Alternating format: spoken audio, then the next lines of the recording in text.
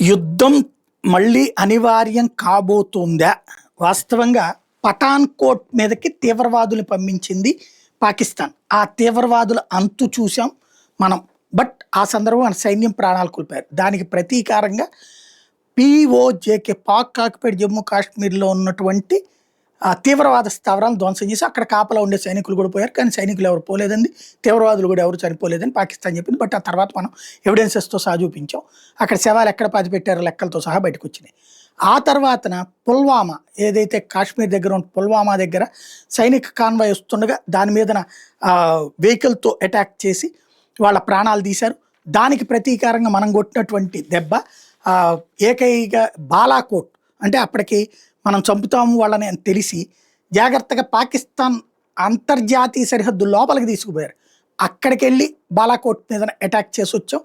అక్కడ ఉన్నటువంటి దాదాపు 150-200 మందితో ఉన్నటువంటి ఉగ్రవాద శిబిరాన్ని ధ్వంసం చేశాం.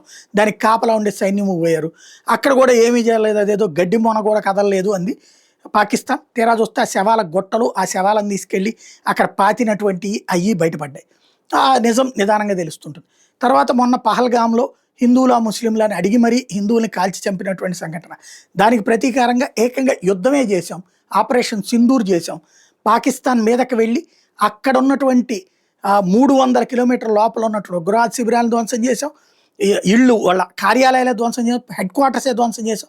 దానికి ప్రతీకారంగా ఇండియా మీదకి వస్తే తాట తీసి వదిలిపెట్టాం. మోకాళ్ళ మీద నుంచోబెట్టి వదిలిపెట్టాం.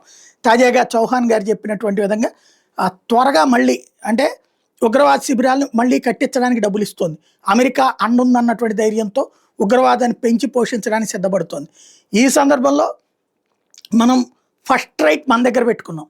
మనం పాకిస్తాన్ మీద సైన్యం మీదకి యుద్ధానికి వెళ్ళాం. ఉగ్రవాద శిబిరాలను ధ్వంసం చేస్తాం. వాళ్ళు ఏమంటారు, మా భూభాగం లోపలికి వచ్చారంటే యుద్ధమే కాబట్టి మేము దాడి చేస్తున్నామని వాళ్ళ సైన్యాన్ని భావిస్తాం. అలా వచ్చినప్పుడు మన సరిహద్దులు ఎట్లయితే మన ఎయిర్ డిఫెన్స్ సిస్టమ్స్ ద్వారా వాళ్ళని కొట్టామో అట్లా కూల్చేస్తాం.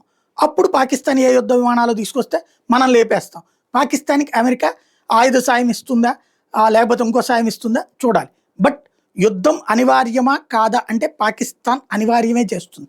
దానికి కావాల్సిందే, దాని వెనకాల ఉన్న అమెరికా కూడా కావాల్సిందే. మనం మాత్రం ఉగ్రవాద శిబిరాల వరకు కూల్చి పైన రిటాలియేషన్ చేస్తే దానికి రిటాలియేషన్ చేయడానికి మనం సిద్ధంగా ఉన్నాం.